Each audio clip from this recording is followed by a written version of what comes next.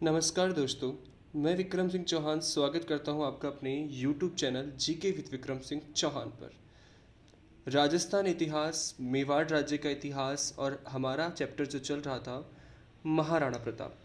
इससे पीछे की क्लास में हमने महाराणा प्रताप के बारे में, उनकी जीवन, किस प्रकार से वह शासक बने वो, और उनके समकालीन मुगल शासक अकबर के द्वारा प्रताप को अधीनता स्वीकार कराने के लिए भेजे गए चारों दूत, और चारों ही दूत अपने उद्देश्य में असफल रहे। ऐसी परिस्थिति में अकबर और प्रताप के मध्य संघर्ष अब जायज हो चुका था, और दोनों के मध्य जो संघर्ष या युद्ध हुआ वह राजस्थान के सबसे प्रसिद्ध युद्धों में से एक युद्ध है, जिसका नाम है हल्दी घाटी का युद्ध। जी हाँ, हल्दी घाटी का युद्ध राजस्थान के प्रसिद्ध युद्धों में से एक युद्ध है, हल्दी घाटी का युद्ध।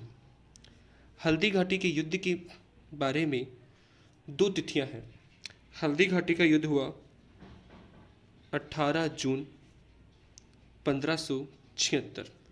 एक इतिहासकार है जिनका नाम है गोपीनाथ शर्मा। गोपीनाथ शर्मा ने हल्दी घाटी के युद्ध की जो डेट बताई है वह डेट है 21 जून 1576। तो दोनों ही तरफ से हमारा प्रश्न है।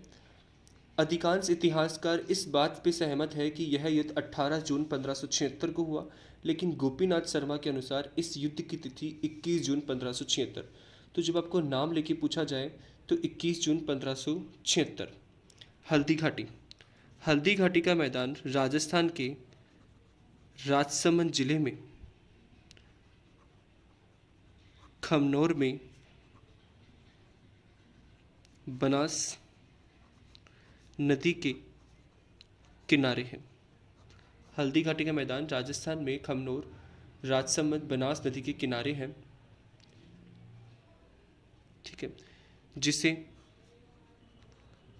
रक्त तलाई भी कहते हैं। ठीक है, जिसे रक्त तलाई भी कहा गया है। बात करते हैं हल्दी घाटी के युद्ध में अकबर द्वारा योजना कहाँ बनाई गई। अकबर ने इस युद्ध की योजना अजमेर में मैगजीन फोर्ट में बनाई। ठीक है, अजमेर का मैगजीन फोर्ट है, जिसे अकबर का किला भी कहा जाता है। यहीं पर अकबर ने इस युद्ध की योजना बनाई थी। अकबर ने इस युद्ध का सेनापति, पीछे जब मान सिंह प्रताप के पास पहुंचे तब प्रताप ने मानसिंह का सम्मान ठीक से नहीं किया और मानसिंह से मुलाकात नहीं की, जिससे मानसिंह नाराज हुए और अकबर के पास आके कहते हैं कि जब भी प्रताप के विरुद्ध सैनिक अभियान किया जाए वो मेरे ही नेतृत्व में किया जाए।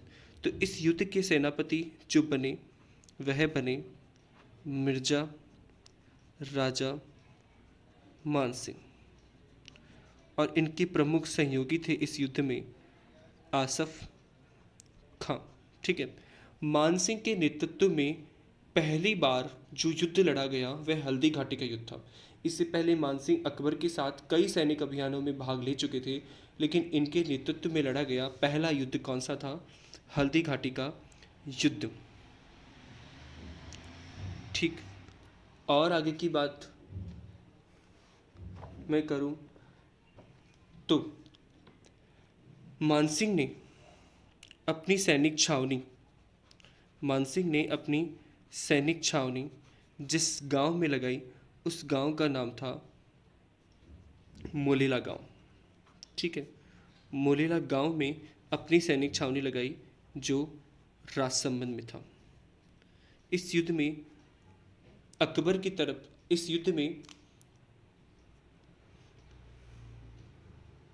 में अकबर और मानसिंह की तरफ से सैनिक अभियान में एक हाथी ने भी भाग लिया था, और मानसिंह जिस हाथी पर सवार थे या मानसिंह का जो हाथी था उस हाथी का नाम था मर्दाना। ठीक है, मानसिंह के हाथी का नाम क्या था? मर्दाना। ऐसे में अकबर और मानसिंह के द्वारा अपने युद्ध की योजना इस प्रकार से मैगजीन फोर्ट में बनाई। प्रताप ने भी अकबर के विरुद्ध युद्ध की योजना बनाई, और प्रताप ने जहाँ यह युद्ध की योजना बनाई उस जगह का नाम था कुंभलगढ़। ठीक है, कुंभलगढ़ दुर्ग में इस युद्ध की योजना बनाई। प्रताप ने अपने इस युद्ध का सेनापति जिसे बनाया उसका नाम था हकीम खां सूर। ठीक है, प्रताप की तरफ से मुस्लिम सेनानायक जिसने इस युद्ध में भाग लिया वह थे हकीम खां सूर। इस युद्ध में प्रताप का उद्देश्य विजय प्राप्त करना था। इस युद्ध में प्रताप का उद्देश्य विजय प्राप्त करना था, किंतु अकबर और मानसिंह का जो उद्देश्य था वह था प्रताप को बंदी बनाना या फिर अधीनता स्वीकार करना।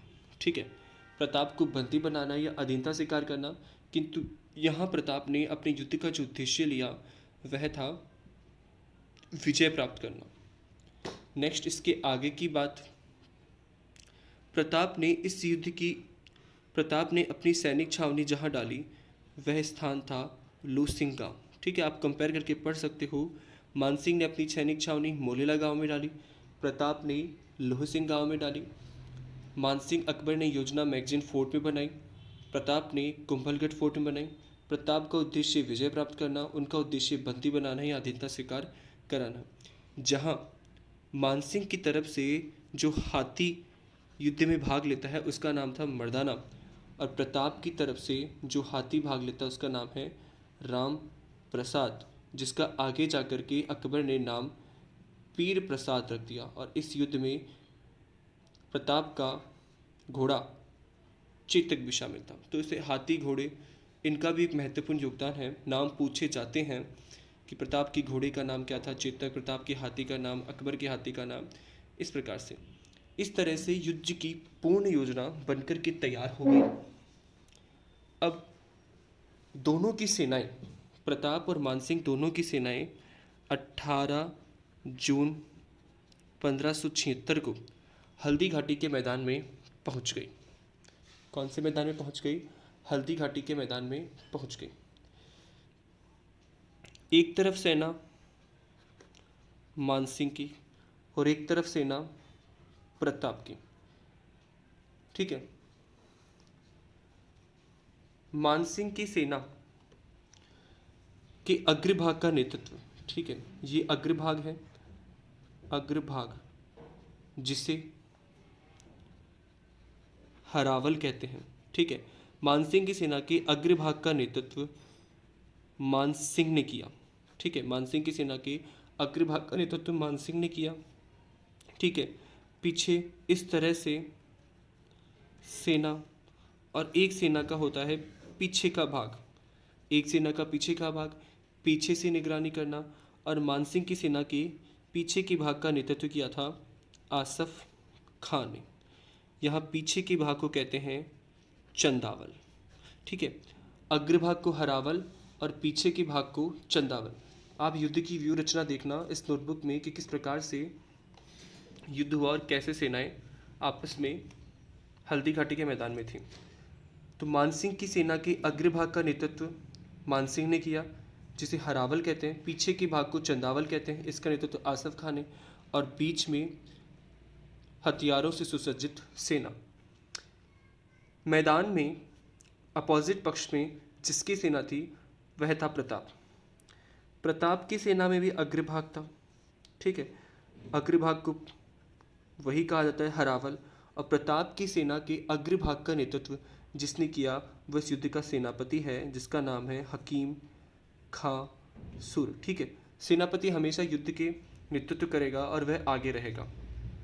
और प्रताप की सेना के पीछे का भाग का नेतृत्व किया भील नेता पुंजा ने।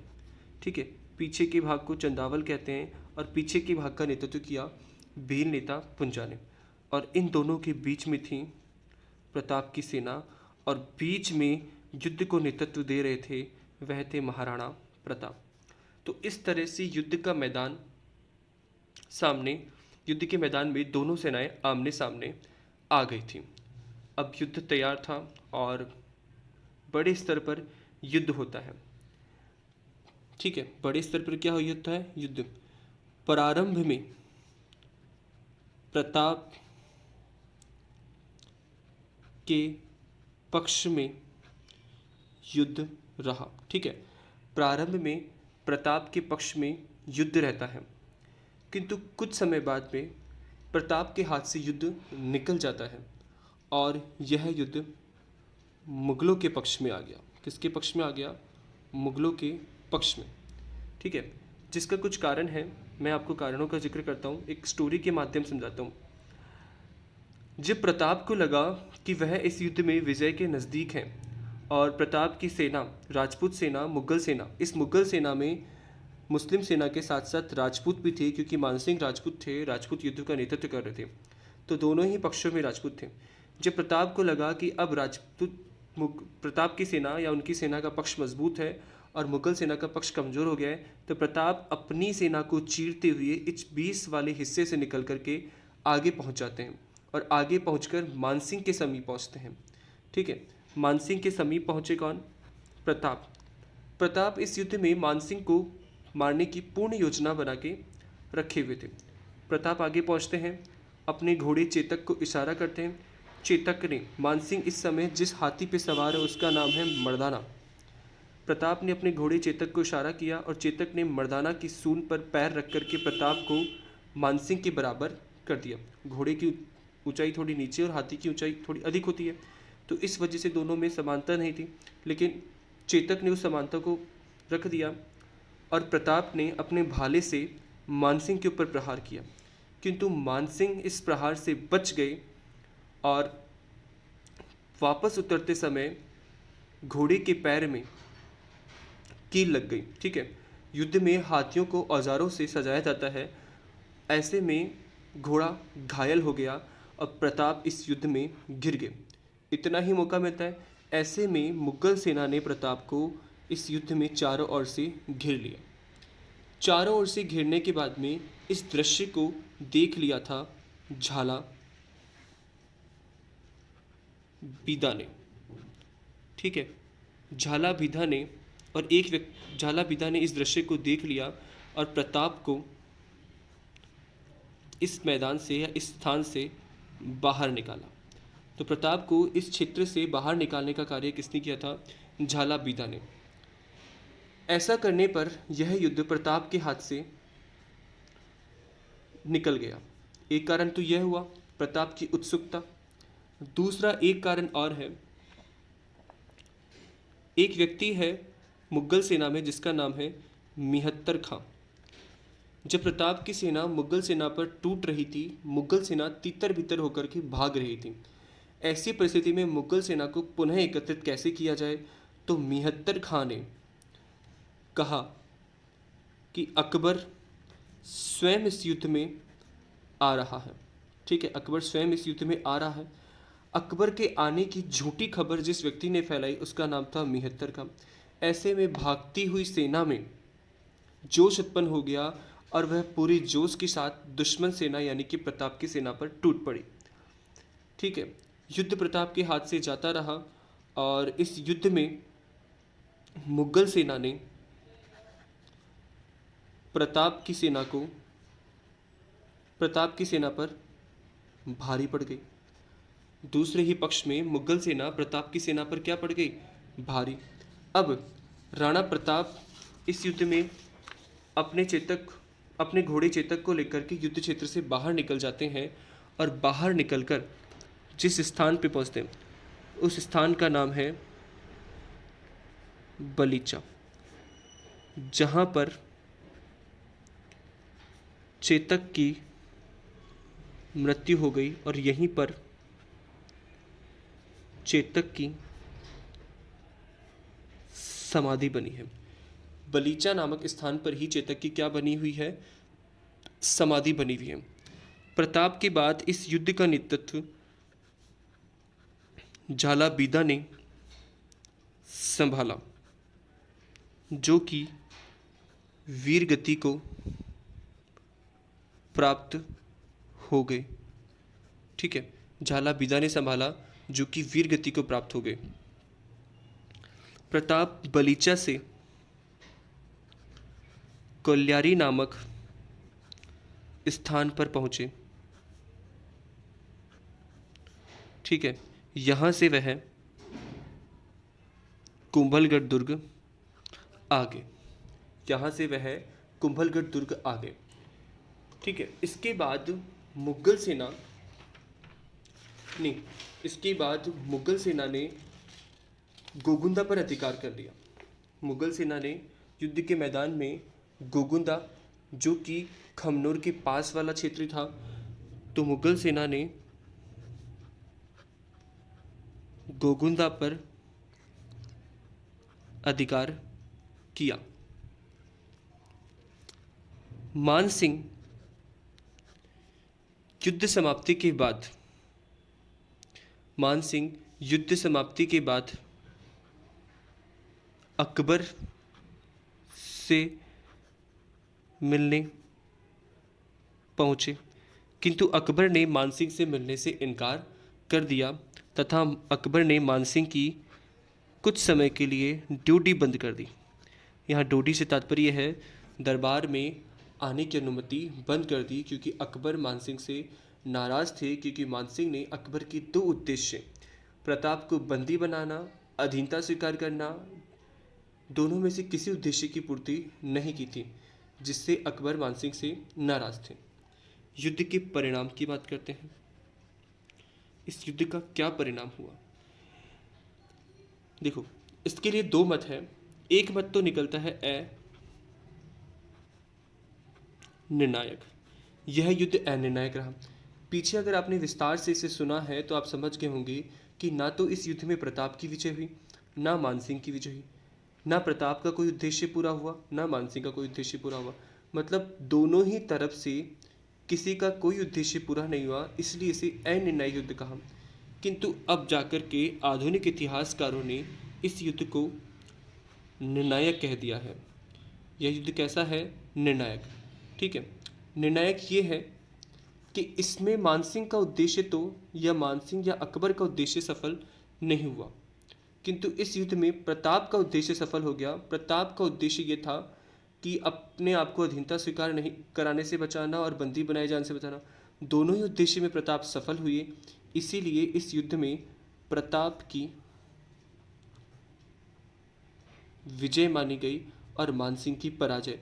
तो अब अगर आपके एग्जाम में क्वेश्चन होता है कि हल्दी घाटी युद्ध में कौन विजय हुए, तो आपको प्रताप ही लगाना है या प्रताप ही लिखना है।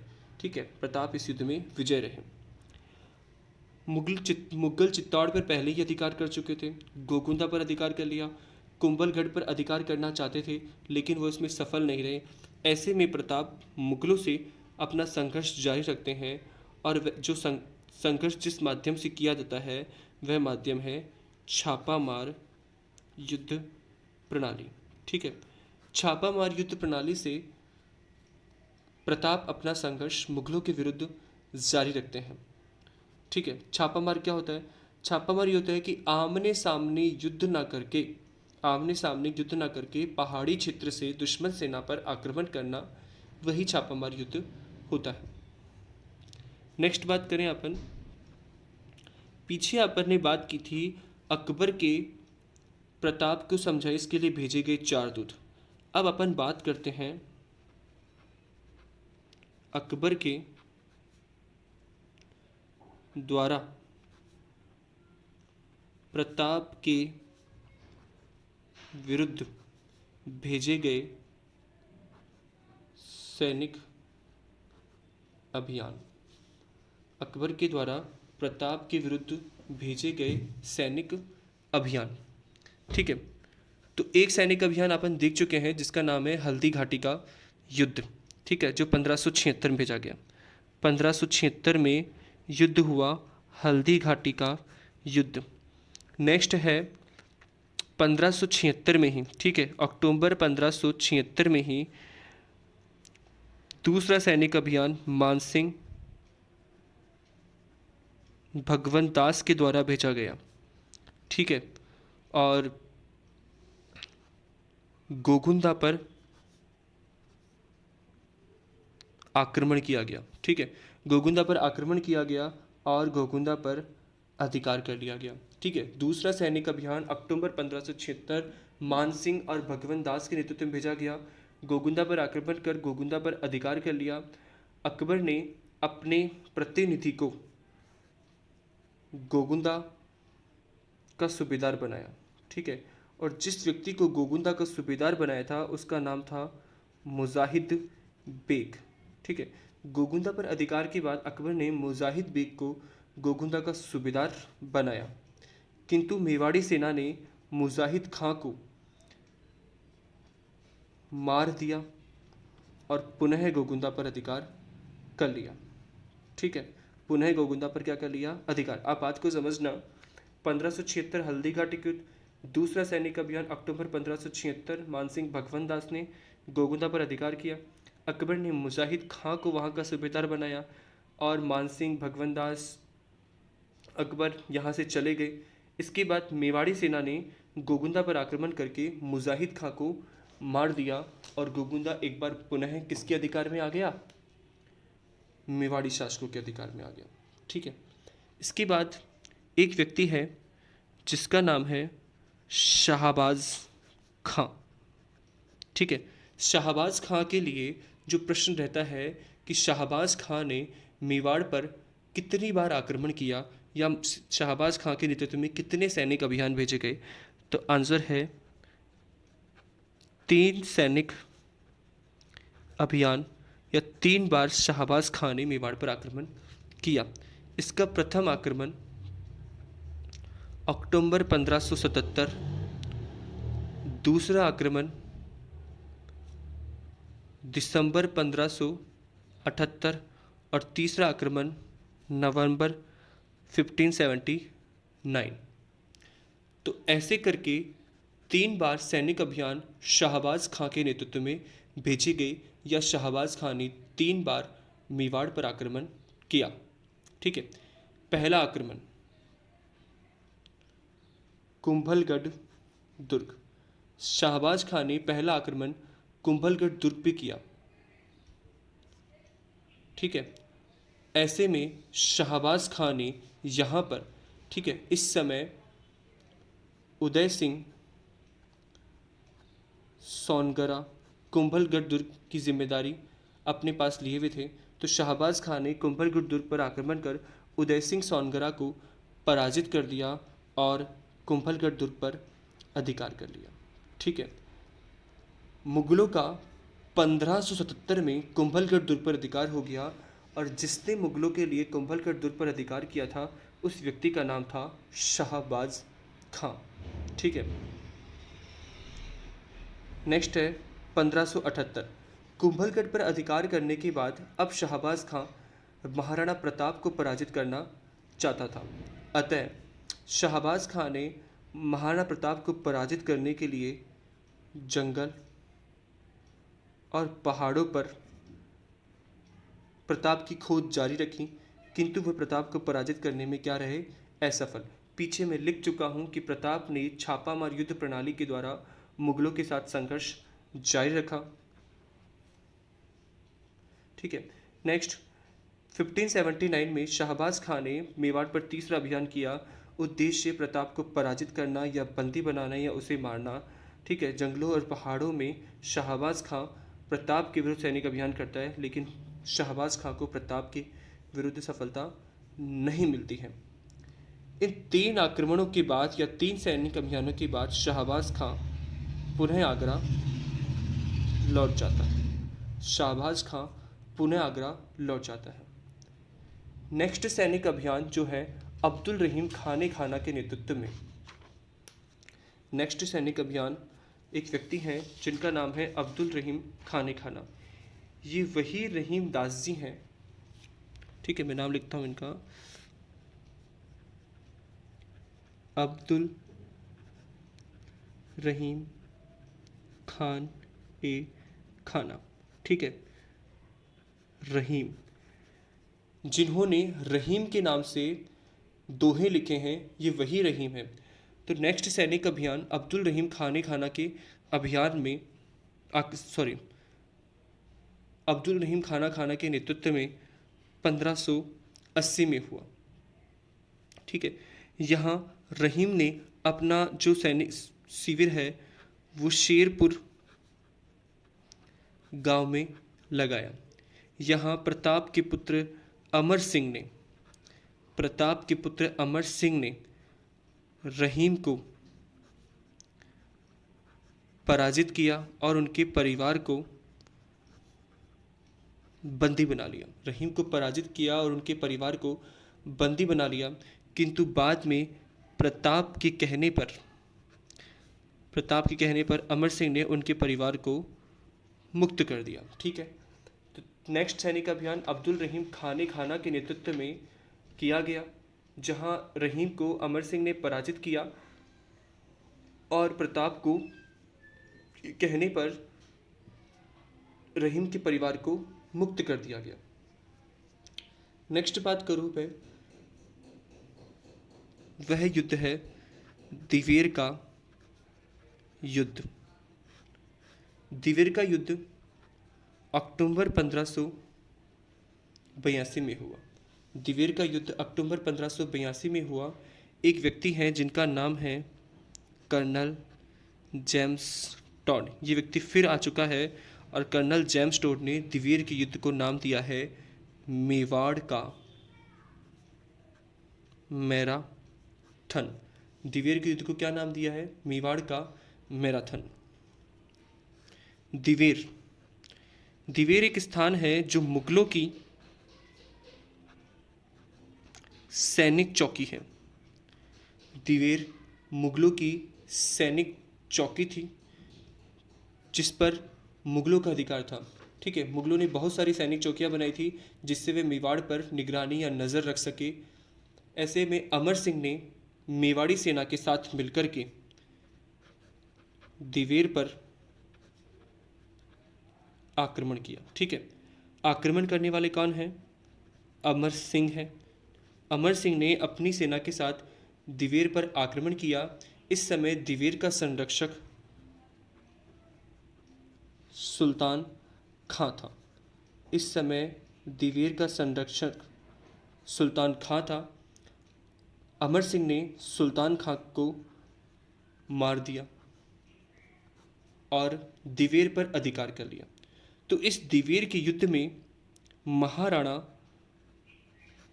प्रताप की विजय हुई और जिस दिन ये विजय हुई वह दशहरे का दिन था। कौन सा दिन था? दशहरे का दिन। तो इस तरह से दिवेर का युद्ध महत्वपूर्ण युद्ध है। हल्दी घाटी का युद्ध और दूसरा महत्वपूर्ण युद्ध है दिवेर का युद्ध 1582। दिवेर मुगलों की सैनिक चौकी थी जिसके ऊपर मुगलों का अधिकार था और यहाँ का जो संरक्षक था वो सुल्तान खां था, जिसे अमर सिंह ने मेवाड़ी सेना के साथ आक्रमण करके पराजित किया और मार दिया और दिवेर पर अधिकार कर लिया। इस तरह से प्रताप का दिवेर पर अधिकार कर लिया। कर्नल जेम्स टॉड ने प्रताप की इस विजय को या अमर सिंह की इस विजय को प्रताप के गौरव का प्रतीक भी कहा है। नेक्स्ट सैनिक अभियान है एक व्यक्ति जिनका नाम है जगन्नाथ कछावा। ठीक है, कछावा शासक आमेर के शासक है जगन्नाथ कछावा और जगन्नाथ कछावा ने 5 दिसंबर 1584 पर मेवाड़ पर सैनिक अभियान किया मेवाड़ पर सैनिक अभियान किया। ठीक है, एक सैनिक अभियान है जगन्नाथ कछावा के नेतृत्व में जो 5 दिसंबर 1584 को किया गया जगन्नाथ कछावा के नेतृत्व में। जगन्नाथ कछावा मेवाड़ के शासक भगवंत दास के भाई थे और अकबर की सेवा में उपस्थित थे। इस जगन्नाथ कछावा में भेजे गए सैनिक अभियान की सबसे खास बात यह है कि यह अकबर का प्रताप के विरुद्ध अंतिम सैनिक अभियान था। यह अकबर का प्रताप के विरुद्ध अंतिम सैनिक अभियान था। इसके बाद अकबर ने कोई भी सैनिक अभियान प्रताप के विरुद्ध नहीं भेजा। इस अभियान के दौरान मांडलगढ़ में जगन्नाथ की मृत्यु हो गई। इस अभियान के दौरान मांडलगढ़ में जगन्नाथ की मृत्यु हो गई। ठीक है, तो ये अकबर के महाराणा प्रताप के विरुद्ध सैनिक अभियान और कुछ युद्ध थे। ठीक है, मैं एक बार पुनः जिक्र कर देता हूँ, सैनिक अभियान और कुछ युद्ध थे। तो आज अपना जो चैप्टर है वो महाराणा प्रताप और प्रताप के मध्य संघर्ष। एक युद्ध है हल्दी घाटी का युद्ध, 18 जून 1576 में यह युद्ध हुआ। ठीक है, गोपीनाथ शर्मा ने इस युद्ध की तिथि 21 जून 1576 बताई। यह स्थान राजसमंद खमनोर में बनास नदी के किनारे है। इस स्थान को रक्त तलाई भी कहा जाता है। इस स्थान को क्या कहते हैं? रक्त तलाई।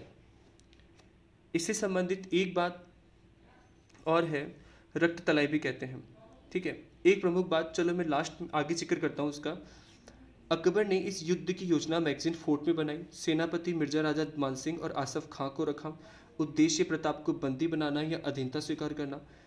सैनिक छावनी मानसिंह ने मोलेला गांव राजसमंद में। मानसिंह के पास जो हाथी था उसका नाम था मर्दाना। प्रताप ने युद्ध की योजना कुंभलगढ़ में सेनापति हकीम खां सूर को बनाया। उद्देश्य विजय प्राप्त करना। सैनिक छावनी लोह सिंह गांव में। ठीक है, प्रताप का जो हाथी था उसका नाम था राम प्रसाद, किंतु बाद में अकबर ने इसका नाम बदल के पीर प्रसाद। घोड़ा चेतक था। 18 जून 1576 को दोनों सेनाएं आमने सामने। मानसिंह की सेना के अग्रभाग का नेतृत्व मानसिंह स्वयं ने और पीछे चंदावल का नेतृत्व आसफ खां ने। इस आसफ खां ने इस युद्ध को जिहाद घोषित किया था, जिहाद धर्म युद्ध घोषित किया था। प्रताप की सेना के अग्रभाग का नेतृत्व मुस्लिम नेता हकीम खां सूर ने और पीछे भाग का नेतृत्व भील नेता पुंजा ने किया था। बीच में कौन थे? प्रताप। युद्ध छिड़ा और युद्ध में प्रारंभ में प्रताप का पक्ष मजबूत था। इस मजबूत पक्ष को देखते हुए प्रताप ने मानसिंह के ऊपर सीधे अपनी सेना को चीरते हुए आक्रमण कर दिया। ऐसे में मानसिंह के ऊपर भाले से प्रहार किया गया। मानसिंह बच गया, किंतु प्रताप का घोड़ा चेतक घायल हो गया। प्रताप को इस युद्ध क्षेत्र से बाहर निकाला गया और जिस व्यक्ति ने बाहर निकाला उसका नाम था झाला बीता। प्रताप यहाँ से इस युद्ध क्षेत्र से बाहर निकल के बलीचा नामक स्थान पर पहुंचे, जहां पर प्रताप का घोड़ा चेतक मारा गया और बलीचा में ही चेतक की समाधि बनी हुई है। ठीक है, मिहत्तर खां ने ऐसी परिस्थिति में जब प्रताप की सेना मुगल सेना पर टूट पड़ी तो मिहत्तर खां ने अपनी भागती हुई सेना को रोकने के लिए अकबर के आने की झूठी खबर फैलाई, जिससे सेना में जोश उत्पन्न हो गया और एक बार पुनः युद्ध प्रताप के हाथ से निकल गया और मुगलों के हाथ में आ गया। प्रताप के बाद युद्ध का नेतृत्व झाला बीधा ने किया। वह लड़ते हुए वीर गति को प्राप्त हुए। प्रताप कोल्यारी नामक स्थान पहुंचे और वहां से कुंभलगढ़ पहुंचे। मुगलों ने गोगुंदा क्षेत्र पर अधिकार कर लिया। मानसिंह इस युद्ध के बाद अजमेर पहुंचा। अकबर से मुलाकात करना चाहा, लेकिन अकबर ने मुलाकात करने से इनकार कर दिया। मानसिंह की ड्यूटी बंद कर दी। इस युद्ध के परिणाम क्या है? प्रारंभ में इस युद्ध को अनिर्णायक माना गया, लेकिन वर्तमान संदर्भ में इसे निर्णायक दृष्टि से ही देखा जाता है, क्योंकि मानसिंह के उद्देश्य की पूर्ति नहीं हुई। अतः प्रताप अपने उद्देश्य में सफल रहे, इसलिए इस युद्ध का विजेता प्रताप को माना गया। प्रताप ने छापामार युद्ध प्रणाली से मुगलों के साथ संघर्ष जारी रखा। अकबर के द्वारा प्रताप के विरुद्ध सैनिक अभियान। पहला सैनिक अभियान 1576 हल्दी घाटी का युद्ध। दूसरा सैनिक अभियान अक्टूबर 1576 मानसिंह भगवंत दास गोगुंदा पर अधिकार और यहाँ का सूबेदार मुजाहिद बेग को बनाया। इनके जाने के बाद में मेवाड़ी सेना ने आक्रमण किया, मुजाहिद सेना को पराजित किया, गोगुंदा पर पुनः मेवाड़ी सेना का अधिकार हो गया। नेक्स्ट एक व्यक्ति शाहबाज खां।